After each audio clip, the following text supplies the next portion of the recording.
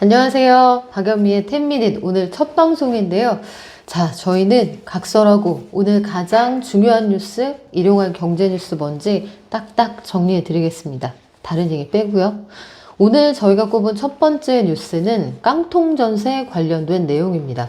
관련해서 피해자분들도 참 많고 일단 피해를 보면 인생을 이제 막 시작하시는 분들의 데미지가 너무 크잖아요.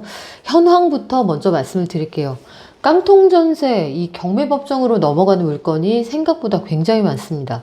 저금리 시기에 전세금, 이 집값이 크게 상승을 하니까 무자본 갭투기가 횡행을 했고 이 부메랑을 고스란히 세입자들이 받고 있는 그런 상황인데 지난해 12월 기준으로 강제 경매 개시 결정이 내려진 건수가 6,049건입니다. 이게 지난해 10월에 4,822건 대비해서 거의 석 달 만에 25.4%가 늘어난 숫자거든요. 그만큼 이 강제 경매로 넘어가는 물건이 많다는 뜻인데 경매하러 가보면 강제 경매가 있고 임의 경매가 있어요. 임의 경매는 이건 은행권 같은 데서 담보 잡은 물건에 대해서 그쪽에 원리금 상환 안 하면 담보권에 대해서 권리를 행사하는 거거든요. 이건 주로 금융기관이 하는 거고 전세 사기 피해자 이런 분들의 경우에는 강제 경매 절차를 밟는 경우가 대부분입니다.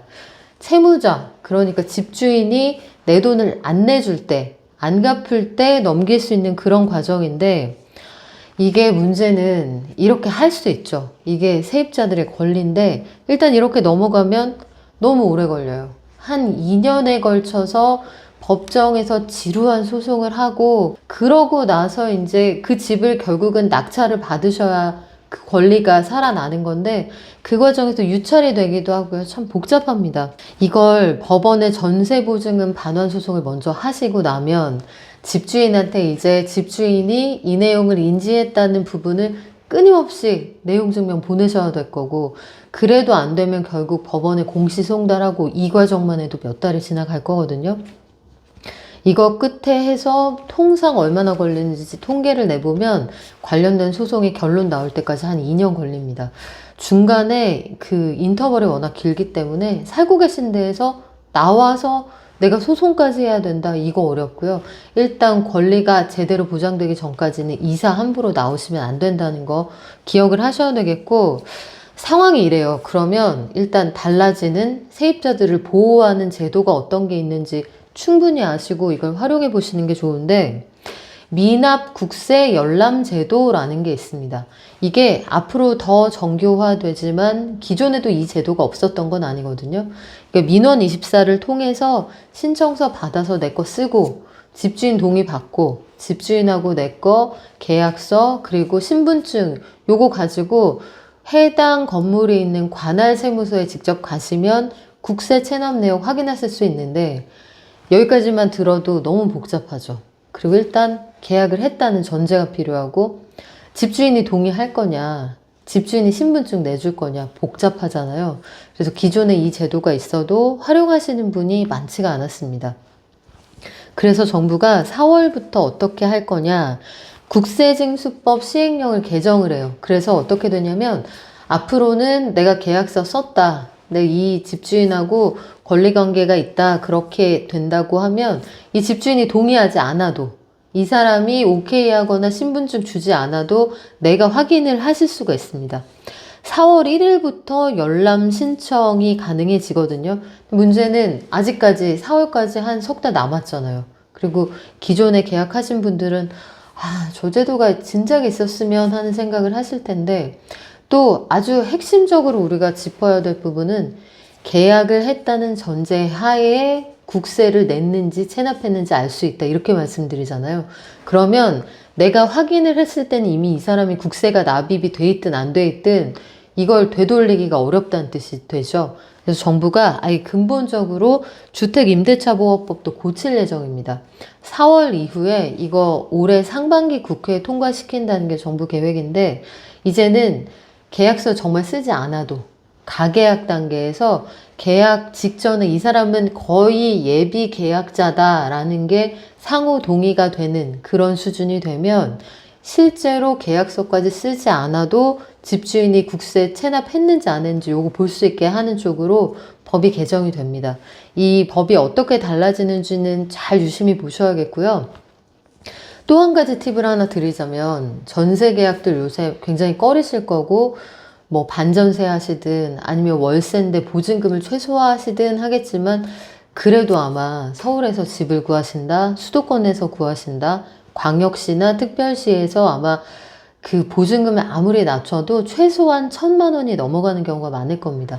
이런 분들이 이번에 이 국세 체납 여부를 확인하실 수 있는 대상이 되는 거고요. 이런 경우에 그 공인중개사 협회에서 어떤 결정을 했냐면 최근에 공인중개사 그 기본 양식 그걸 바꾸기로 했어요. 여기에 특약 조건을 5가지 넣기로 했습니다. 첫 번째는 세금이 체납된 걸 나중에 알았을 때는 이 전세 들어가려고 하셨던 분이 어떤 불이익도 없이 이 계약을 해지할 수 있도록 한다. 이런 특약을 넣기로 했고요. 두 번째는 이분이 확정일자 받아서 효력이 발휘되기 전까지 집주인이 추가로 대출받지 않는다. 그 대출받은 그 등기가 그건 즉시 효력이 발생을 하고 여러분들이 받으시는 전세 이 확정일자 받은 거는 확정일자 받고 하루 지난 다음에 자정부터 효력이 발생하기 때문에 요 하루의 시간차를 이용해서 나쁜 짓을 하는 일부 집주인들이 있었거든요. 요거 만약에 이렇게 될 경우에는 이거 계약 역시 해지할 수 있게 한다. 이 의무를 넣겠다는 게 공인중개사들이 특약의 여러 가지 사항 중에 넣겠다고 하는 내용입니다.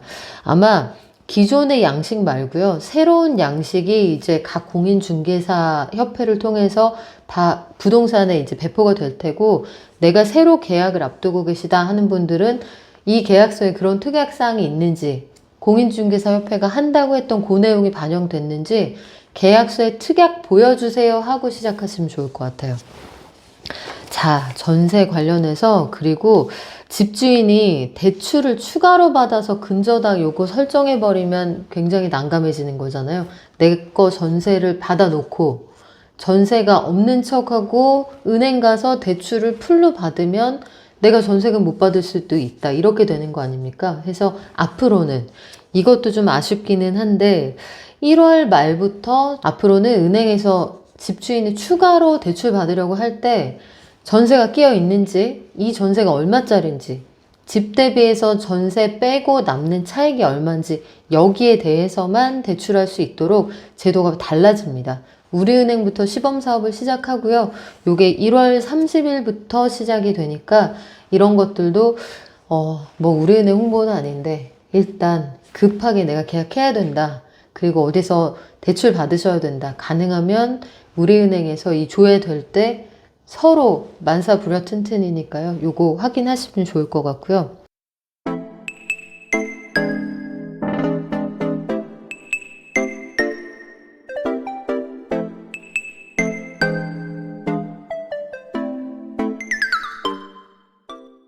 은행권의 대출금리도 좀 내려갈 것 같습니다. 아주 오랜만에 반가운 소식인데 다들 아시겠지만 나라에서 옆구리를 좀 쿡 찔러서 장사 잘했는데 역대 최고 실적인데 금리 좀 낮춰 이것도 하나 있고요. 다른 한 가지는 실제로 시장에서 도매금리가 떨어졌습니다.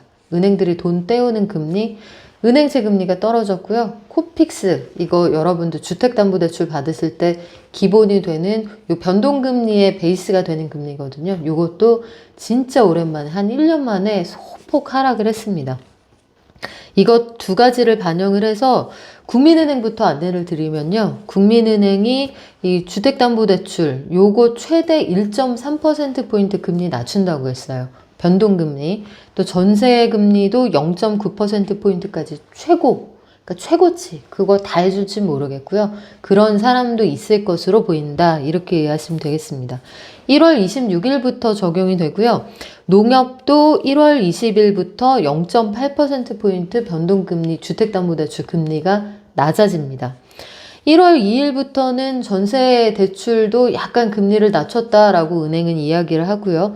K뱅크도 1월 17일부터 주택담보대출 금리 최고 0.34%포인트 좀 내렸거든요. 그리고 신용대출 마이너스 통장도 0.7%포인트씩 내려준다고 합니다. 요거 말고 나는 오피스텔 살아요 이런 분들도 계시죠. 주거용일 경우에 우리은행이 오피스텔 담보대출의 경우에도 요거 감면폭을 좀 늘리기로 했거든요. 그래서 종전에 0.9%에서 1.2%로 확대를 해서 최고 수준의 금리 그 정도까지 좀 깎아주겠다 이런 계획을 밝혔습니다. 우리은행은 아파트 담보대출은